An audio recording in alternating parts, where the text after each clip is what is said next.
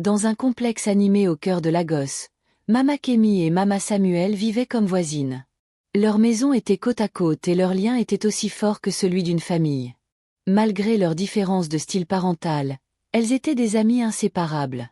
Mama Kemi était stricte et disciplinée, croyant en des règles fermes et en l'ordre. D'autre part, Mama Samuel était douce et facile à vivre, élevant rarement la voix. Les deux femmes étaient des travailleuses acharnées, passant souvent leur journée au marché, ce qui laissait peu de temps pour leurs enfants. Kimi et Samuel, qui avaient grandi ensemble comme des frères et sœurs, étaient inséparables à 12 ans. Ils partageaient des secrets, faisaient leurs devoirs ensemble et jouaient à des jeux dans l'enceinte. Leur rire résonnait dans la cour poussiéreuse, un rappel constant de leur joie de jeunesse. Un jour, lors d'une conversation informelle au dîner, Samuel dit à sa mère, « Maman, j'ai besoin d'un téléphone. Tous mes camarades de classe en ont un, je me sens exclu. » Mama Samuel, la cuillère à mi-chemin de sa bouche, répondit, « Un téléphone, Samuel? Tu ne penses pas que tu es trop jeune pour ça? » Mais Samuel argumenta, « Maman, ce n'est pas seulement pour les jeux. Je peux aussi l'utiliser pour étudier. » Ses grands yeux pleins d'espoir regardaient sa mère. Mama Samuel, incertaine que son fils soit prêt pour une telle responsabilité, décida de poser une condition. « Si tu peux arriver premier de ta classe ce trimestre, je t'achèterai un téléphone, mais seulement si tu prouves que tu le mérites. » Les yeux de Samuel s'illuminèrent de détermination. À partir de ce jour, il étudia plus dur que jamais, consacrant toute son énergie à ses livres. Même Kimi remarqua un changement. « Tu es vraiment sérieux à propos de ce téléphone, n'est-ce pas ?» Le taquina-t-elle un soir alors qu'ils travaillaient ensemble sur un devoir de mathématiques. « Je montrerai à maman que je peux le faire », répondit Samuel avec confiance. Lorsque le trimestre se termina, Samuel atteignit son objectif. Il rentra à la maison en serrant son bulletin de notes, rayonnant de fierté. « Maman, regarde, je suis premier. » Mama Samuel ne pouvait pas cacher sa joie. Elle le serra fort dans ses bras et promit de tenir sa parole. Fidèle à sa promesse, elle acheta à Samuel un nouvel iPhone élégant, plus avancé que ce que Samuel avait jamais imaginé. Il était ravi. À partir de ce jour, le téléphone devint le bien préféré de Samuel. Il l'utilisait pour jouer à des jeux, regarder des dessins animés et explorer Internet. Kimi le rejoignait souvent, et les deux passaient des heures à rire devant des vidéos amusantes et à partager des jeux idiots. Un après-midi ensoleillé, Samuel et Kimi étaient assis dans sa chambre, collés au téléphone. « Voyons ce que nous pouvons trouver d'autre », dit Samuel en faisant défiler les applications. Kimi hocha la tête avec curiosité. Ce téléphone a tellement de choses. Leur exploration innocente marqua le début de quelque chose qu'aucun d'eux ne pouvait prédire. Un voyage qui mettrait à l'épreuve leur amitié et leur innocence. Un après-midi tranquille, alors que Mama Kimi et Mama Samuel étaient au marché, Samuel et Kimi étaient assis dans la chambre de Samuel comme ils le faisaient souvent. Samuel était occupé à faire défiler son téléphone, naviguant dans diverses applications et vidéos, pendant que Kimi regardait par-dessus son épaule. Soudain, Samuel s'arrêta. « Qu'est-ce que c'est ?» demanda-t-il en cliquant sur une icône inconnue. L'écran s'illumina avec une collection de vidéos. Les vignettes étaient inhabituelles, contrairement aux dessins animés et aux jeux qu'ils appréciaient habituellement. Samuel tapa sur l'une d'elles par curiosité et la vidéo commença à jouer. Elle montrait quelque chose d'étrange, des adultes se comportant d'une manière que les enfants ne comprenaient pas. Samuel et Kimi regardaient l'écran, leur visage un mélange de confusion et de curiosité. « Que font-ils » murmura Kimi, sa voix à peine audible. Samuel hésita, ses sourcils froncés. « Je pense que c'est quelque chose que font les adultes. J'ai entendu des garçons plus âgés à l'école parler de choses comme ça. » Le visage de Kimi devint rouge. « Devrions-nous regarder ça ? Cela ne semble pas normal. » Samuel haussa les épaules, incapable de détourner les yeux. « C'est juste une vidéo. Ce n'est pas comme si nous faisions quelque chose de mal. » Les deux enfants se sentaient mal à l'aise. La vidéo se termina, mais au lieu de fermer l'application, Samuel cliqua sur une autre. Au fil des minutes, leur malaise se transforma en fascination. Ils ne comprenaient pas complètement ce qu'ils regardaient, mais le mystère les attirait. « Ne disons rien à personne, dit finalement Samuel d'une voix ferme. C'est notre secret. » Kimi hocha la tête, mais une partie d'elle voulait en parler à sa mère. Elle savait cependant que Mama Kimi ne le prendrait pas à la légère. Sa mère stricte était prompte à punir, et Kimi ne pouvait pas imaginer les conséquences si elle l'apprenait. À partir de ce jour-là, Les après-midi de Samuel et Kimi changèrent.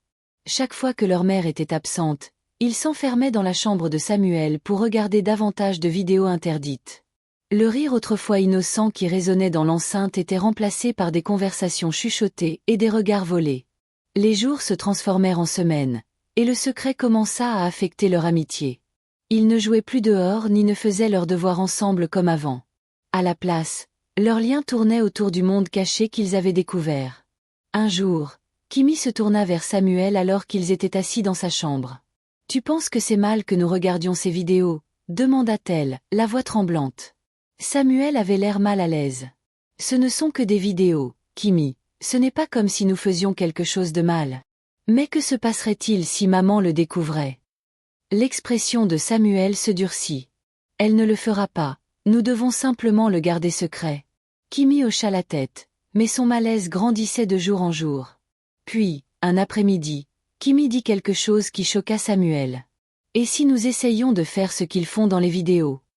Samuel se figea. « Quoi ? Non, ce n'est pas une bonne idée, Kimi. »« Mais pourquoi pas ?» insista Kimi. « Si c'est quelque chose que font les adultes, peut-être pouvons-nous mieux le comprendre. » Samuel secoua la tête, son cœur battant fort. « Je ne pense pas que ce soit bien. Et si on se faisait prendre ?» Mais Kimi ne voulait pas laisser passer l'idée. Sa curiosité était plus forte que sa peur, et elle continua à en parler jusqu'à ce que Samuel accepte à contre-cœur. La première fois qu'ils essayèrent, ça ne se passa pas comme prévu. Kimi ressentit une vive douleur et dit rapidement à Samuel d'arrêter. Elle courut hors de la pièce, les larmes coulant sur son visage. Pendant des jours, elle évita Samuel, refusant de lui parler ou même de le regarder. Samuel se sentait mal, il voulait s'excuser mais ne savait pas comment. Finalement, après plusieurs jours, il s'approcha de Kimi à l'école. « Je suis désolé, dit-il doucement. Je n'aurais pas dû accepter. » Kimi hésita avant d'acquiescer. « C'est bon, oublions ça. » Leur amitié revint lentement à la normale, mais les choses n'étaient jamais tout à fait les mêmes. Puis, un jour, Kimi surprit de nouveau Samuel. « Je pense que nous devrions réessayer, dit-elle sans détour. Samuel la regarda avec incrédulité. « Tu te souviens de la dernière fois ? Cette fois, ce sera différent, s'il te plaît, Samuel, ne me déçois pas. » Le cœur de Samuel se serra. Il ne voulait pas dire oui, mais il ne pouvait pas supporter l'idée de contrarier Kimi. À contre-cœur, il accepta. Un jour après l'école, Samuel et Kimi décidèrent de rester dans une salle de classe vide. L'école était calme et la plupart des étudiants et des enseignants étaient rentrés chez eux. Kimi regarda Samuel avec détermination dans les yeux. « Es-tu sûr de ça ?» Samuel chuchota nerveusement en regardant autour de lui. Kimi hocha la tête. « Nous serons rapides, personne ne saura. » Ils se glissèrent dans les toilettes de l'école, les cœurs battant à la fois de peur et d'anticipation alors qu'ils étaient sur le point d'essayer ce qu'ils avaient vu dans les vidéos. Le bruit des pas résonna dans le couloir. « Quelqu'un arrive » siffla Samuel en attrapant le bras de Kimi. La panique s'installa alors que les pas devenaient plus forts. Les enfants se précipitèrent hors des toilettes en courant dans différentes directions. C'était le gardien de sécurité de l'école qui faisait sa ronde. Heureusement, il ne les vit pas, mais l'incident les laissa tremblants. Quand ils rentrèrent à la maison ce soir-là, Mama Kimi et Mama Samuel étaient toujours au travail. Seul dans l'enceinte, Kimi se tourna vers Samuel et dit « Nous devons réessayer, cette fois à la maison. » Samuel hésita, sa peur évidente. « Je ne sais pas, Kimi, et si quelqu'un nous attrape ?»« Il n'y a personne ici, insista Kimi. Nos mères ne reviendront pas avant des heures. » À contre-cœur, Samuel accepta. Ils entrèrent dans la chambre de Samuel et verrouillèrent la porte. Au moment où ils étaient sur le point de commencer, le bruit de la porte d'entrée qui s'ouvrait les fit sursauter. « Samuel, es-tu à la maison ?» La voix de Mama Samuel résonna. Samuel et Kimi se figèrent, leurs visages pâles de peur. Les pas de Mama Samuel s'approchèrent de la pièce et elle frappa à la porte. « Samuel, pourquoi cette porte est-elle verrouillée ?» Ils se bousculèrent pour dissimuler leurs actions. Les yeux perçants de Mama Samuel se dirigèrent vers Samuel et Kimi. Quelque chose dans leur comportement semblait étrange. « Que se passe-t-il ici ?» demanda-t-elle d'une voix ferme. Kimi baissa les yeux vers le sol, incapable de croiser son regard.